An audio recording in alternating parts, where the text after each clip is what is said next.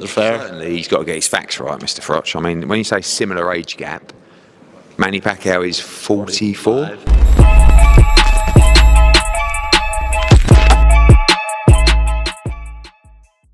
This is Danny Phone for Pro Boxing Fans. We're here in Sheffield again.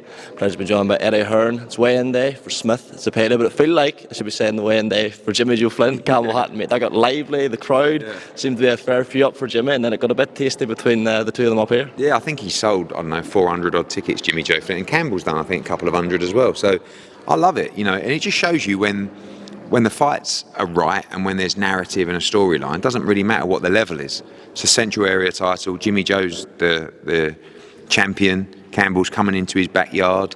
He's had an up and down pro career. He's had opportunity. He's had criticism, and he's right up against it tomorrow night. But he looks calm. I think he's going to stop him, and I think he's going to put a great performance. But if he doesn't win the fight, it's a disaster for him. And I think people tuning in, people online, feel and see the pressure of that fight, and obviously excited about it, and it's going to be a great fight on what is a great card tomorrow night. Just want a quick word on Dalton Smith. Now, he's not a fighter who's often spoke of as being potentially tight at the weight, but how long do you think he will fight at 144? Because he's a big fella, and he looked a bit tight in the face today. To be honest, I haven't heard anything, and you don't hear everything, but I've never heard or seen, you see it a lot more, him tight at the weight. And we see what goes on around there, which is fighters sitting down, fighters in the gym all week, fighters looking a little bit weak, in the whole. He was sitting there an hour, a half hour before, chatting away. I think Grant would know, and Sean O'Toole and STM would know when it's time to move up, and absolutely no murmurings, not even in our conversations with him to say, oh, only another. Sometimes you think, just to let you know, only one or two more fights at that weight, and then we're going to have to move up. But nothing at all. So I think he's ready. And Zepeda looked great, very relaxed. It's going to be a great fight. Just moving away from Saturday night, I was going to read out some comments from Carl Froch, see if we can get a response to it. Wouldn't be a Pro Boxing Fans interview if we didn't. We've got Conor Benn facing off with Manny Pacquiao, and we've got a similar age gap between Jake Paul and Mike Tyson. It's ridiculous. It's like these gimmicky fights and these fights that they think are going to sell more are more important than actual real fights. Professional boxing, at the moment where it's going, I'm worried. So do you think those comparisons are fair? Certainly, he's got to get his facts right, Mr. Froch. I mean, when you say similar age gap, Manny Pacquiao is 45, okay. And Conor Benn is the same age as Jake Paul, isn't he? 26? Well, Mike Tyson's 58 or whatever he is, so there's 13 years difference in that fight. One hasn't boxed competitively for 20 years.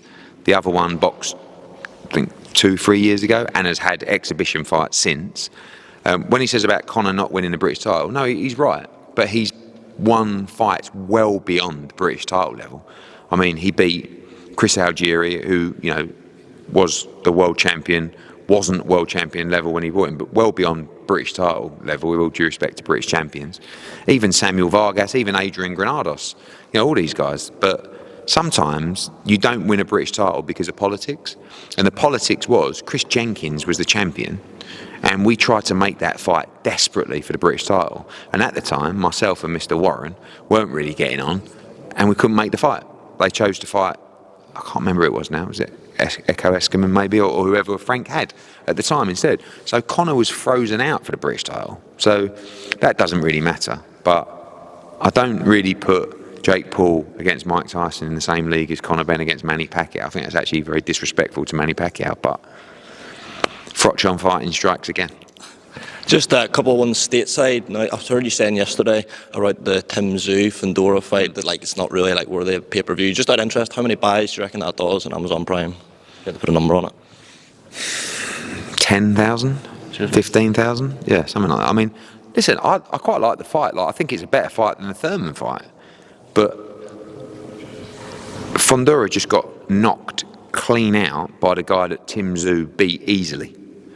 So, I mean, he'll walk through Fundora. It's great that they've kept the show on, but even the Thurman fight, listen, I've been guilty in the past of kind of you try and build a pay-per-view out of nowhere, and you're add in fights, and it's but that one, Rowley against Cruz, it's all right, yeah, but I mean, and then Fundora against Tim Tszyu. No one knows who Tim Tszyu is in America. Really good fighter, by the way, and I think he's going to be a star.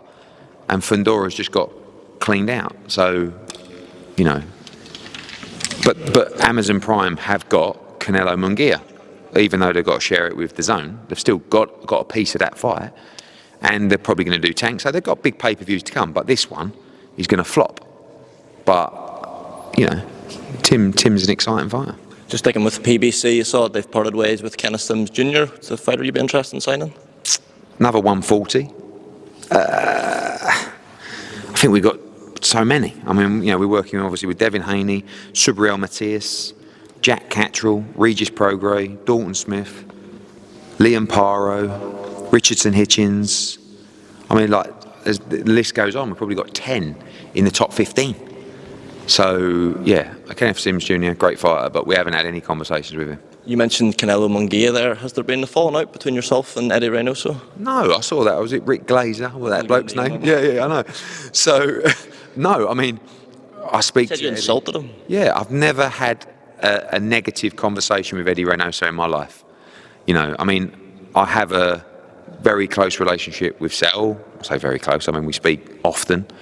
And any business is always with Saul and Eddie. So the business was, they got a bigger offer from PBC and they're already under contract to them. And once the Zone got the fight, we're happy, really. Do you know what I mean? Obviously, I'd like to be lead promoter or whatever, but as long as it's on the Zone, I don't really mind. And the door is always open to go back, but no, not. I certainly have never insulted Eddie Reynoso, but it was a good story. Just last one, I meant to ask you this yesterday actually. What happened with the prize fighter, Japan?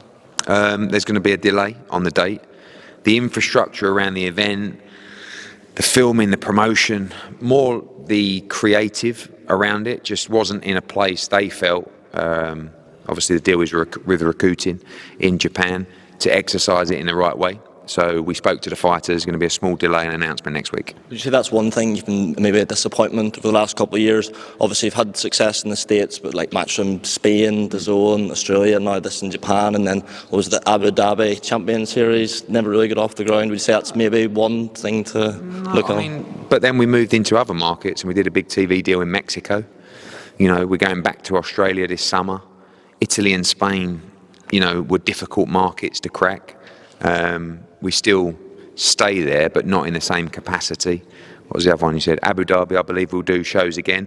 But also don't forget that when someone moves into boxing, like Saudi, in such a way, perhaps Abu Dhabi will look at it and go, we don't really want to play second fiddle in the Middle East. There are other Middle East markets, countries that are asking us to do shows. Obviously, we returned to Monaco as well, so we moved back into there. We're speaking in France. You know, Japan's fine; it'll go ahead. There's no other promoters, international promoters, doing shows in Japan. So it's difficult, but you know, we just have to find the markets that are going to work for us. Mexico's been a massive win for us, especially in terms of developing talent as well. All right, thanks for your time this week. All the best. Cheers.